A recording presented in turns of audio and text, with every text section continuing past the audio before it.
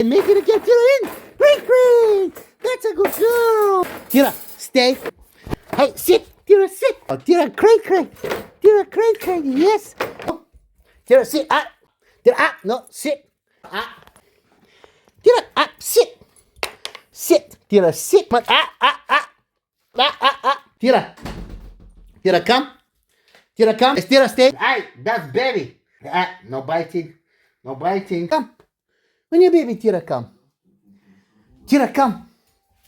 Most people wait until they go outside to start training, but by then it's already too late. Your dog needs to learn self-control right here at home, where the instructions are familiar and your rules begin.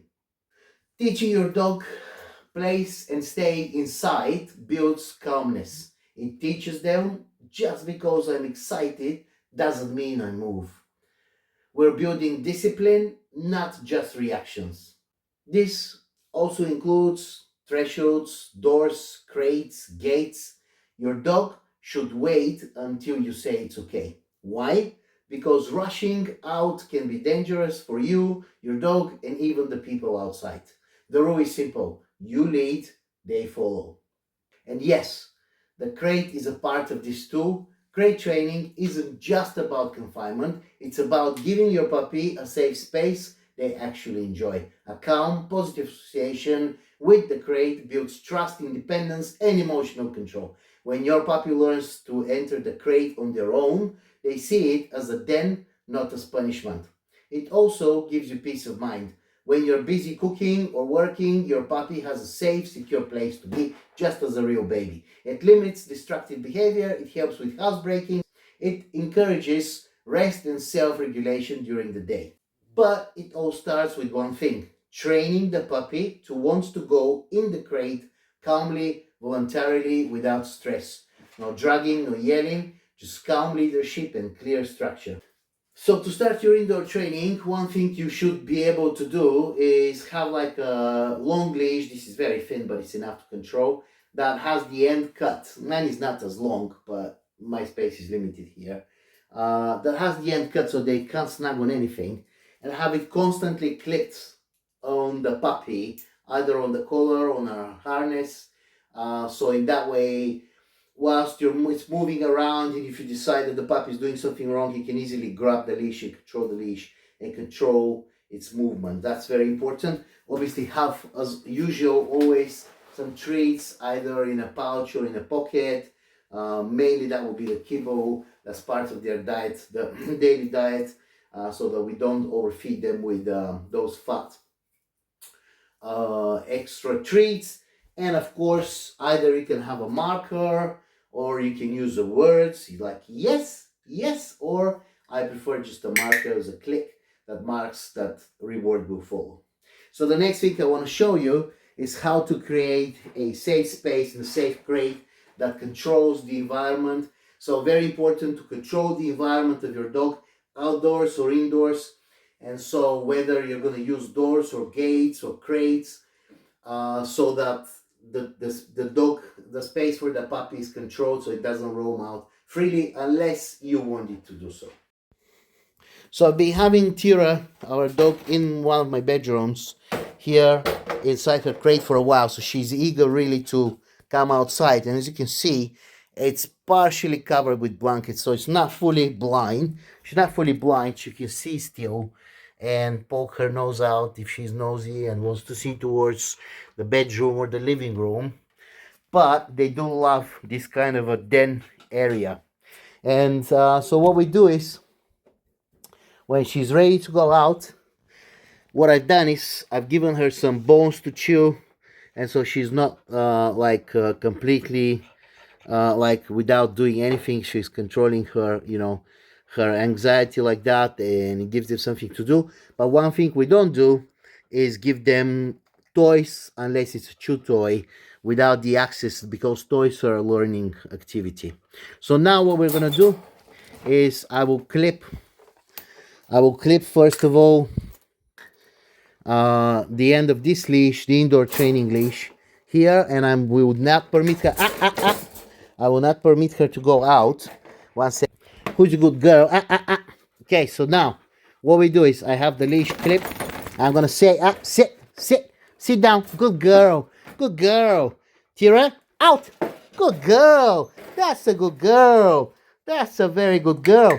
Tira, sit. Tira, good girl. She already knows that here at the threshold she needs to sit and wait for my command. Tira, out. Good girl. That's a good girl. Yes, yes, yes. Now she probably needs a toilet, so I'm gonna let her have a toilet and I'll come back when she's done with that. All right, Tira, let's show how we're going inside the property now. Tira has done her toilet. Come on, darling. And we just control the environment. Sit, good girl. She knows. Tira, in. Good girl. That's a good girl. So we mark the behavior and we give treats. Now, in terms of practicing place, what we do is we get them to go to their environment. I'm gonna let her leash loose now. We don't need that. Tira, come. Tira, come. Tira, come. Good girl. That's a good girl. Yes, yes. All right, Tira, place. Tira, place. And so we teach them place. Good girl. That's a good girl. Yes. So we teach them to sit on their place. And obviously it's going to be very difficult for the video. Stay. Tira, stay. To keep the video for half an hour or something. But it's important to teach them calm manner. So we've been working like this with Tira for just like a couple of days. And Karakchan dogs are obviously not the best for training indoors, so it takes them a little bit longer and much more patience. But you have to love your dog and do the best. Tira, stay, because you can see like she loses interest from her bedding position a lot. Whilst my dogs, they know that inside, and with puppies this is normal, that inside it's a time, there's no time for games. Good girl. That's a good girl. Yes, lie down. That's a good down. You can use what I just did, which is basically rewarding a positive behavior when she displays it, even though I didn't ask for it. So that's very important. That's baby. All right, she likes to chew. So I need to give her some more chewing options, not just bones. She wants to play because she's been resting for a while. Training them to go in the crate with the command. Tira, in. But the thing is, she just goes into her crate. Gain the interest of the dog by using whatever it's great for them. Tira, and make it again. Tira, in. Great. And you get them to, you try to trick them to get them to stay into the crate on an open door. Tira, sit. And it's using a lure, obviously. Like this.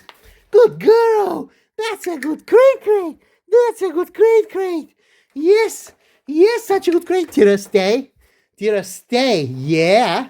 Tira, stay. Tira, drop. Tira, drop. Good girl. That's a good girl. That's a good drop. Yes. And get them to stay on an open door with them as a companion as long as possible. And never like force them. I mean, there could be a lure. Here you go. Good crate. Good crate. Yes. And get them to play inside and see this as a safe space, right? And even you can throw a toy from time to time with supervision. Tira, sit. Now, she just spent some time in the crate. But yeah, there you go. Good girl. That's a good girl.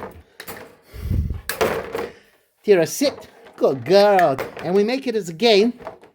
As long as she enjoys it. Tira, sit. They try to bolt.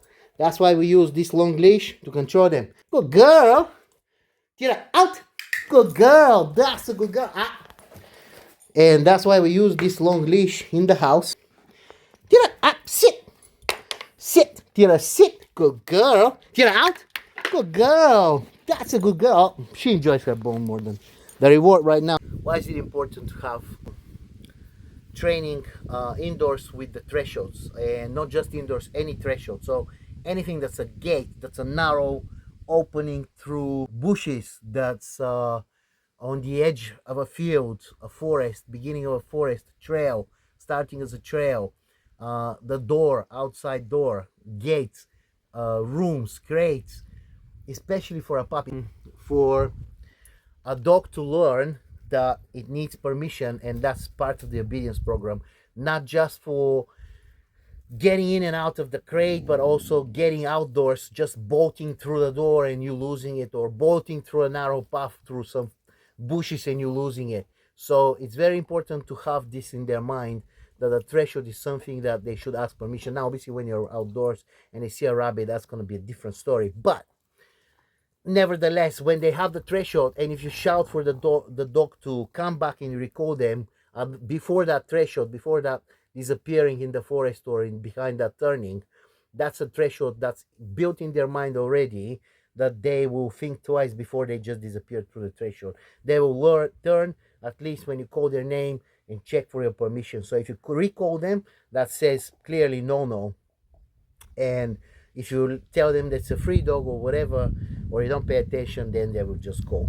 But inside the house, that builds up the obedience and also doesn't let them walk in and out, or walk in a door full, or in a room full of guests that don't really are a little bit scared of dogs, and when the dog is not invited. Now the second thing is, like, it's extremely important to have obviously the place and sit and stay positions, and being very calm and sitting calmly, especially evening time. So they should know where is an evening time. Now the way to teach this is that you never ever play violent, rough games, or do not allow the children to play games indoors, no matter the weather or whatever. You can do training indoors, you can do calm training indoors, and you can do calm on the floor toy training or toy games. But running around or all that stuff, especially if you have more than one dog or it's a small place, you should always teach the dog to lie down. All my dogs sleep, lie down, relax, and do not move about. And I don't have to tell them this anymore, it's just built into them.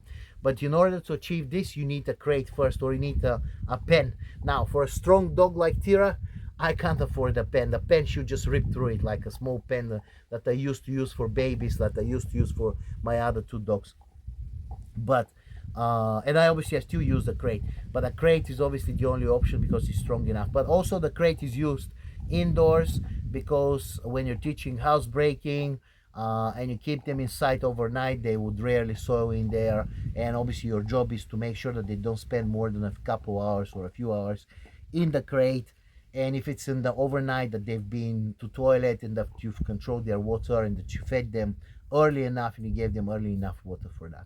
And then you will have a lovely dog, and you will be extremely calm inside. All my dogs are nice, calm, lying and relaxing. Now I'm still teaching Tira that.